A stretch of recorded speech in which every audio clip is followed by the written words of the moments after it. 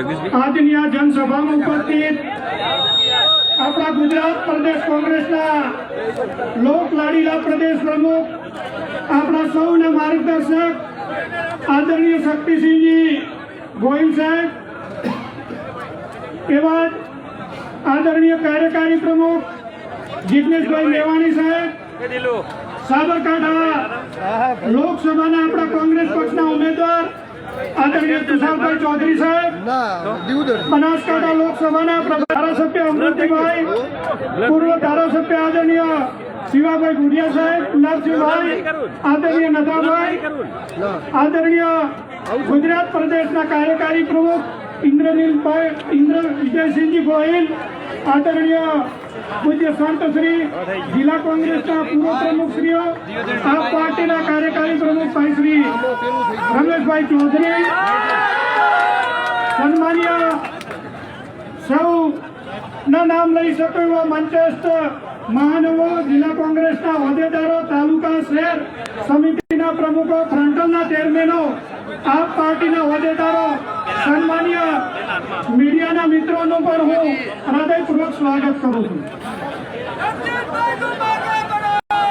આપ સૌને જે બહેનને આપ આશીર્વાદ આપવા માટે પધાર્યા છો, જિલ્લા કોંગ્રેસના પ્રમુખ તરીકે આપ સૌને આવકારું છું, અભિવાદન આપનું કરું છું. આપણી જનસભા પૂરી થયા પછી આપણા લોકસભાના ઉમેદવાર બેન શ્રી ગેનીબેન ઠાકોર જ્યારે ફોર્મ ભરવા જાય ત્યારે આપણે સૌએ રેલી સ્વરૂપે એમની સાથે જોડાવાનું છે અને પાલનપુર અને દિલ્હીના દરબાર સુધી અવાજ જાય કે બનાસબેન ગેનીબેન બનાસકાંઠામાંથી જીતી રહ્યા છે. આપ સૌ જે વિશાળ સંખ્યામાં પધાર્યા છો, પુનઃ આપ સૌને આવકારી મારીને વિરામ આપું છું. જય હિન્દ, જય ભારત, જય કોંગ્રેસ. ધન્યવાદ. ધન્યવાદ બાપુ. હવે હું દિનેશભાઈ ગઢવી સાહેબને વિનંતી કરું કે સાહેબ આવો અને સભાને સામાન્ય ગુજરાત પ્રદેશના આપણા લોકલાડીલા પ્રમુખ શક્તિસિંહજી ગોહિલ સાહેબ, આપણી વચ્ચે ઉપસ્થિત છે પૂર્વ પ્રમુખ સન્માનીય જગદીશભાઈ સાહેબ, અને આ સાહેબોને ખાલી એટલું જ કહું છું કે આ બગીચો કોંગ્રેસનો જુઓ સાહેબ, રંગબેરંગી બગીચો આ કોંગ્રેસનો. આ બગીચાના જે ફૂલ છે વિવિધ રંગના, વિવિધ સુગંધના, પણ જ્યારે કોંગ્રેસની વાત આવે ત્યારે આખો બગીચો ખીલી ઉઠે. અને આજે મારી આંખ અને ટાઢક વળે છે 10 વર્ષે કે 14 અને 19 મારી થોડી પંખુડીઓ ફૂલોની ખરી પડી, પણ હવે બગીચો જામ્યો છે. આજે આ શુભ દિવસે આપણી સૌની બેન, બનાસની બેન શ્રી ગેનીબેન આજે નામાંકન ભરવાના છે. ઔપચારિકતા છે, કરવી પડશે. બાકી હવે વોટિંગ સુધી 7 તારીખ સુધી કોઈ ચિંતા નથી, અને 4 જૂન પછી તો 5 વર્ષ આપણા છે. ત્યારે મારી આપ સૌને વિનંતી છે, આપ બહોળી સંખ્યામાં પધાર્યા છે, અને હું કોંગ્રેસના પૂર્વ પ્રમુખ તરીકે, પ્રદેશના ઉપપ્રમુખ તરીકે, અને એથી વિશેષ આપના બનાસકાંઠાના ભાઈ તરીકે, દીકરા તરીકે વિનંતી કરું છું કે આ જળવાયેલું રાખવાનું છે ને સવાયું કરવાનું છે.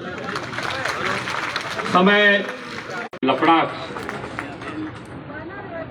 ઘણા વર્ષ રાહ જોઈ, હવે આપણા સૌની આ ચૂંટણી છે, અને હું તો કહું છું, સાહેબનો આભાર માનું છું, પ્રદેશનો એઆઈસીસી નો આભાર માનું છું કે આપે અમારી આ વખતમાં વાત સાંભળીને ચોઈસનો ઉમેદવાર અમને આપ્યો, જે દરેક ઘરે ઘરે જેની એક આગવી ઓળખ છે, જેનું ઘરે ઘરે સુખ દુઃખની ભાગીદારી છે, જેને મહિલાઓની, યુવાનોની, ખેડૂતોની અને તમામ વર્ગની 18 આલમની ચિંતા કરતી બેન છે. વિધાનસભામાં એમનો જે રણકો છે એનાથી કોઈ અહીંયા અપરિચિત નહીં હોય. ત્યારે આજે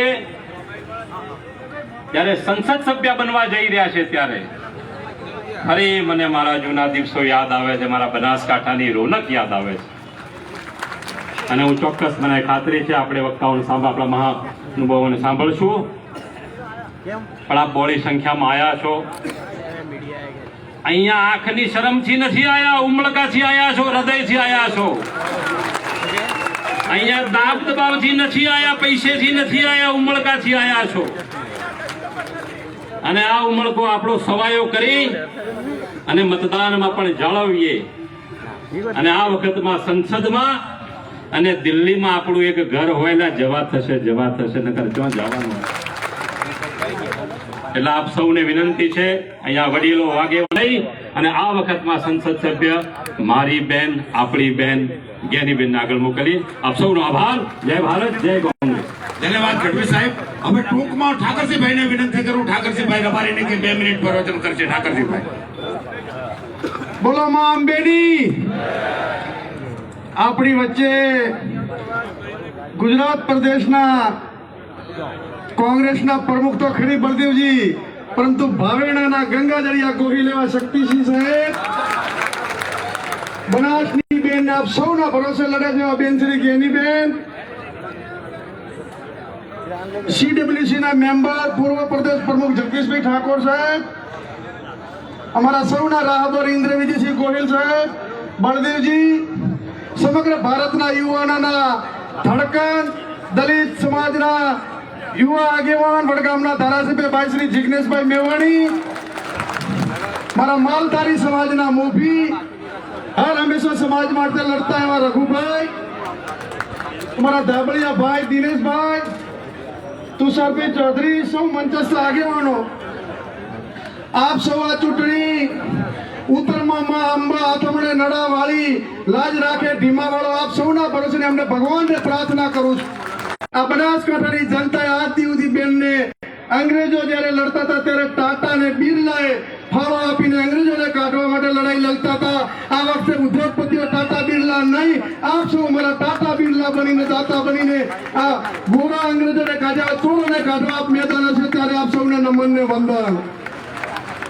માથે બાજુ કપન મોતની કોને પડી છે, મોતની કોને પડી છે. જીવવાનું છે તમારા માટે, મરવાનું છે તમારા માટે. ત્યારે આપ સૌને વિનંતી કરું છું. ત્યારે 2-3 વખત વાગ્યો ત્યારે બિરબલને કીધું કોણ વગાડે કે ગાય, તો એમને શું કે કઈ વેદના હશે. ત્યારે કવિએ કીધું કે આ ગાય માતા એટલા માટે વગાડે છે કે હું ઘી કે દૂધ હિન્દુને પણ મીઠું આપું ને મુસ્લિમને પણ મીઠું આપું, છતાંય મારી કેમ કટલે આમ થાય છે. મારું ભાઈ અને ડીસાનો સંઘ હોય, લાકડીની માર્કેટ હોય, ડીસાની માર્કેટ હોય, છેલ્લા 15 વર્ષથી રબારી સમાજને વેર વિખેર કરનાર કોણ છે? જિલ્લાના રબારી સમાજે જવાબ આપવા માટેની ચૂંટણી છે. ત્યારે વિશેષ હું રબારી સમાજને વિનંતી કરું છું કે રબારીઓએ રંગ રાખવાનો અને જવાબ આપીને શક્તિસિંહ સાહેબના હાથ મજબૂત કરો. એ જ શબ્દો સાથે આપ સૌનો ખૂબ ખૂબ આભાર. જય હિન્દ, જય ભારત. આભાર ઠાકરસિંહભાઈ. અમે દલિત સમાજ તરફથી 10,000 રૂપિયા બેનને ફોર્મ ભરવા માટે અને 1100 રૂપિયા શાળીના આપે છે. અને એના પરથી જંતીભાઈ ભાટિયા 2 મિનિટ જય ભીમ કહે છે. જંતીભાઈ.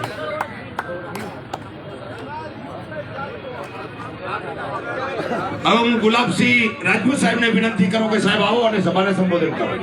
ગુલાબસિંહભાઈ.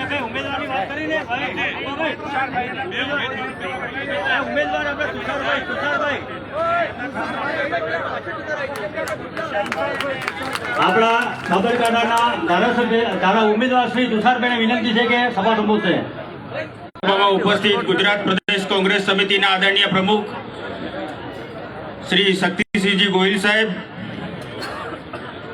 આપણા બનાસકાંઠા લોકસભાના લોકલાડીલા ઉમેદવાર અને મારા સાથી ધારાસભ્ય આદરણીય બેન શ્રી જ્ઞાનીબેન, આપણી વચ્ચે ઉપસ્થિત પૂર્વ પ્રમુખ શ્રી જગદીશભાઈ ઠાકોર, આપણા કાર્યકારી પ્રમુખ